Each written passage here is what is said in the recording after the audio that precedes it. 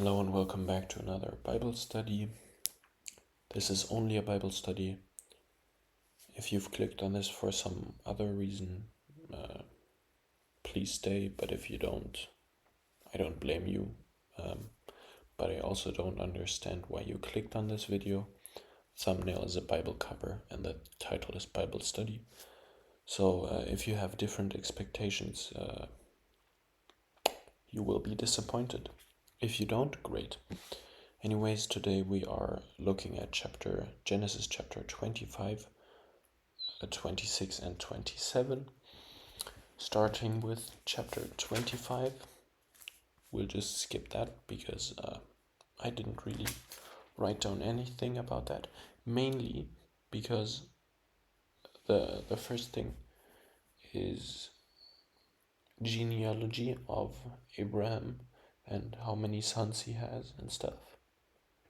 Then it talks a bit about the death of Abraham, then some more genealogy, and then the next part is how Esau, who is the older brother of Jacob, the son of Rebekah,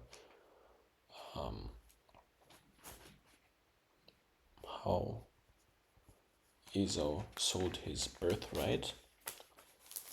But yeah, we'll be skipping straight to chapter 26. In chapter 26, I have marked out two things. The first one is starting from verse 16. Then Abimelech,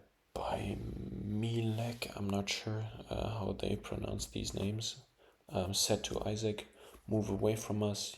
You have become too powerful for us."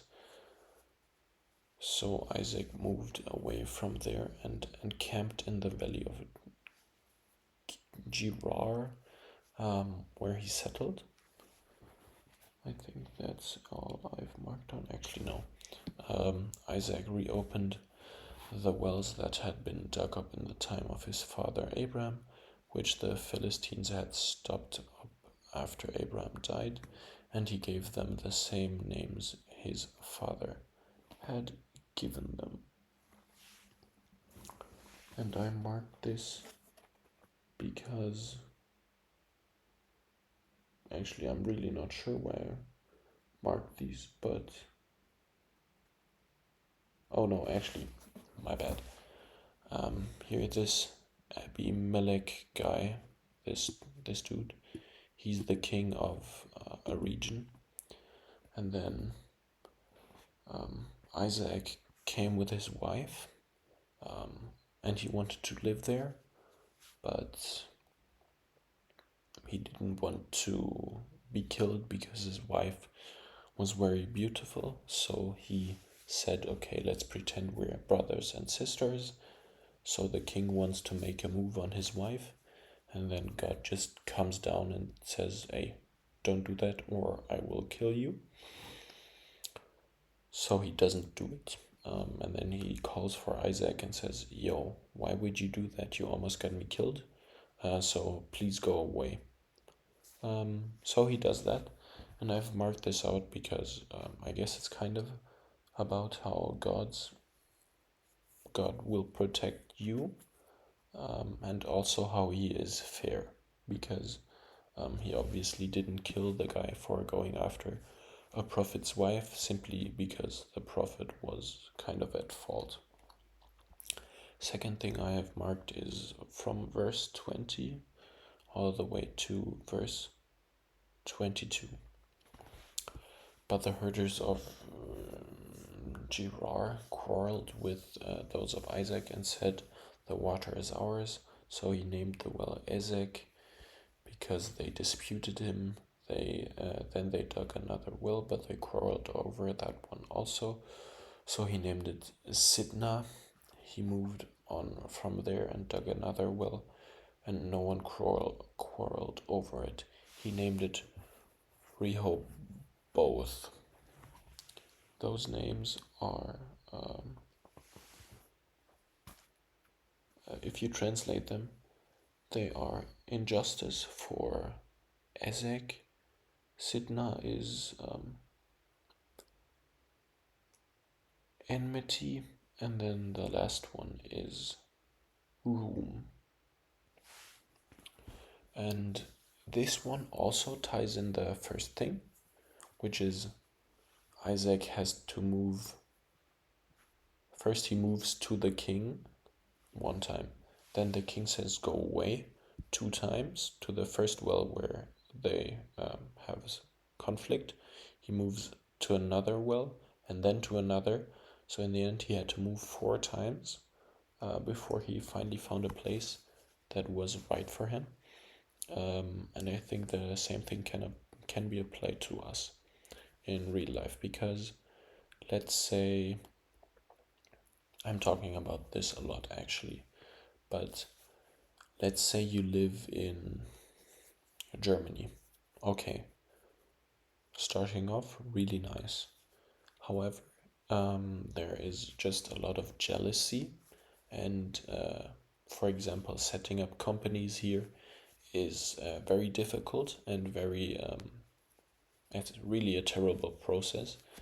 So depending on the things you want to do in life and you are called to do in life, you maybe have to change and move to maybe the United States, Australia, Dubai, Singapore.